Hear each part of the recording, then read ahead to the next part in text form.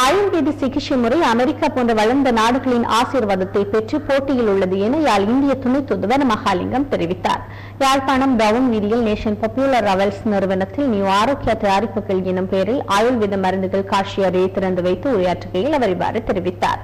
ஆயுர்வேத சிகிச்சை முறை 5000 ஆண்டுகளுக்கு முற்பட்ட மருத்துவத்துறை சார்ந்ததாகும். ஆயுர்வேதம் என்பது வாழ்க்கையின் அறிவியல் விஞ்ஞானமாகும்.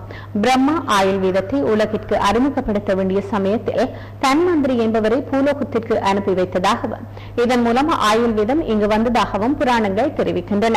ஆயுர்வேதம் மாற்று மருத்துவமாக பல நாடுகளில் அனுமதி பெற்று போட்டியில் உள்ளது என்பதை இந்த கட்டத்தில் சுட்டிக்காட்ட விரும்புகிறேன். இந்தியாவில் பல தசாப்தங்களாக ஆயுர்வேதம் முன்னேற்றம் அடைந்து வருகிறது. 1995 ஹோமியோபதி திணைக்களமாக இருந்த சிகிச்சை முறை 2003 ஆயுர்வேத திணைக்களமாக மாற்றப்பட்டுள்ளது. தேசிய அளவில் 9 நிறுவனங்களையும் 30க்கும் மேற்பட்ட ஆராய்ச்சி நிறுவனங்களையும் இந்த திணைக்களம் கொண்டுள்ளது என யாழ் இந்திய துணை தூதுவர் மகாலிங்கம் மேலும் தெரிவித்தார்.